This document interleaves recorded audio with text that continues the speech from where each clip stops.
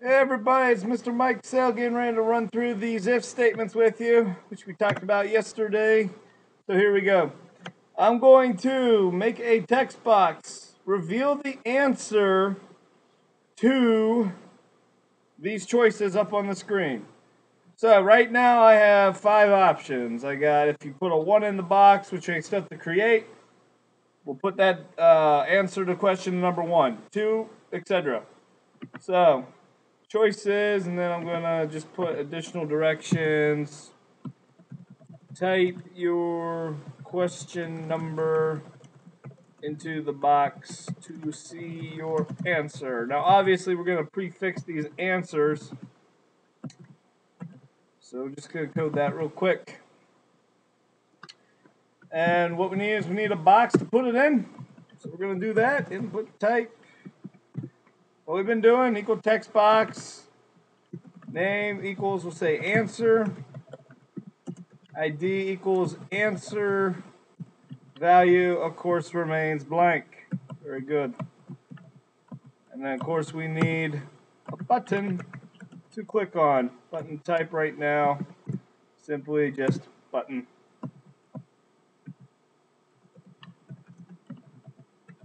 Click to reveal, slash button. I may move that up, I haven't decided yet. Okay, so now we have to go up into the head and code our script. A couple of us are getting a little sloppy at this point. We need to make sure we're doing script type equals JavaScript. Cannot forget this, please. Forget this, we're in trouble. There's only going to be one function because we only have one button to click on. And so we're going to name that function reveal. I don't know. Just name it that. Put our brace. Close that up. Now, this is where the if comes in. The user has to type in a number. Well,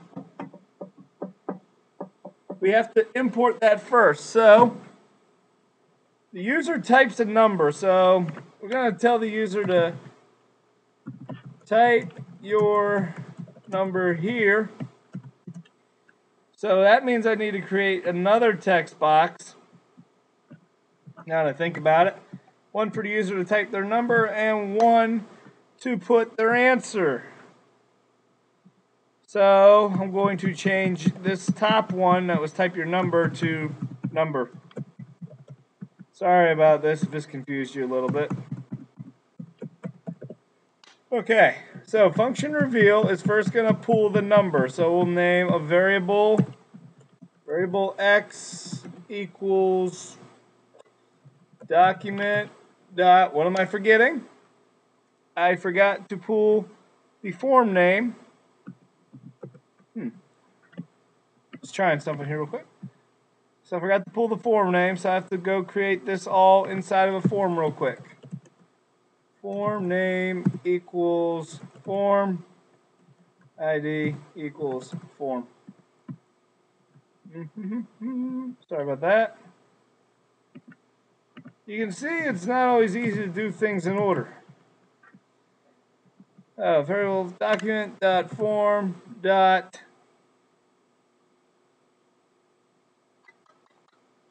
number dot value.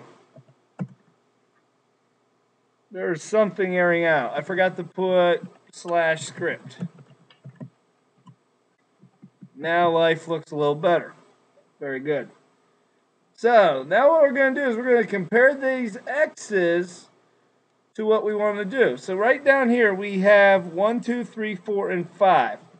So that's how we're going to compare it. So we're going to say if x is equal, absolutely equal to 1. So we're going to go to absolute equals, equal 1. Then we can put in document dot form dot answer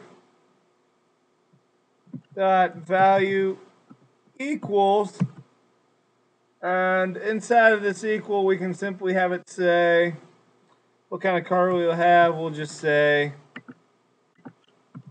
a blue Prius. I don't know. Did I spell Prius right? I don't know. Now, notice how I had an opening bracket here. That means I need to close it. Go down. Else if, so if it doesn't equal, x doesn't equal 1, it's going to see, does it equal 2? And it will go document dot form. If I can spell, that'd be great. Dot answer. Dot value equals, what was the question at number 2? What kind of person will you marry? I'm just going to simply be nice and say a charming one with an exclamation point.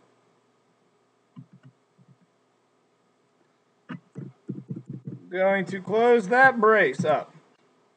So notice how each of these ifs, after we put the x absolute equal 1 in parentheses, these are parentheses here, then you have a brace, and then you have what it does. So we're always saying what different things are going to go in the text box. I'll do it again. X if x, else if x equals, absolutely equals 3. Put another brace there. I'm going to save me a little time typing, because it's all going to the same place. Question for number 3 was, what song makes everyone happy? And of course the answer is always going to be the chicken dance. Chicken dance always makes people happy. If it doesn't, please see your counselor. Else if x equal 4. And we'll put another set of braces around this answer. What was the question to 4? What kind of food goes with everything? Bacon. Bacon goes with everything. Don't believe me? Ask the chef. Now, what we're going to do is we're going to make else if for equal to 5, even though that's our last option. Why? Because we're going to then tell it to do something different if the number the person types in equals something else completely. So example, whoops. Else if x equals 5.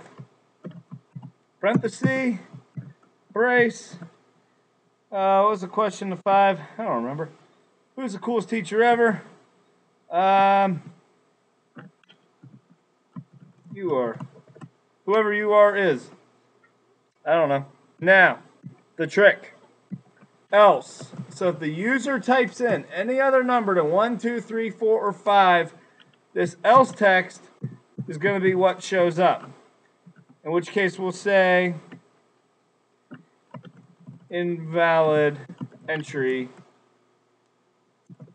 Please try again. End brace, and if statement. So now we need to take the button, just like we've done before, and connect it. So we're going to do on click equals, and our function was named what? Reveal? Yeah, there it is. Reveal. Put the parentheses there to communicate. We should be good to go. I'm going to go ahead real quick, put a BR after the button because I did not do that. I'm also going to put text in the answer box, or beside the answer box. And now it looks a little bit better. You can spread it out, however. Let's give her a test. It's going to, of course, tell me to save, which is told you guys before. Yeah, we'll save it. It's choices. See what it does.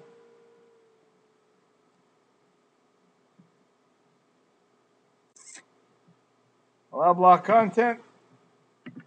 Let's say if I put a 1 in, the answer is a blue Prius. About a 3. What song makes everyone happy? Of course, it's the chicken dance. If I type that 6, invalid entry. Please try again. Notice how my text box ate up the answer. Remember, I'm going to do this real quick and show you. You can change the size of your text boxes, either manually or by going into size equals. I'll change this one to 30. And I'll change this size equals to 300. Just for the heck of it. Go back in. Look how big that text box is now. It's actually caused me to scroll. Whee! Okay. So yeah, 30 is pretty big. But it'll make that whole answer show up. So you can make this as big or as little as you want. I want you to have 5 different options for if and else if, just like I had. I'll show you that.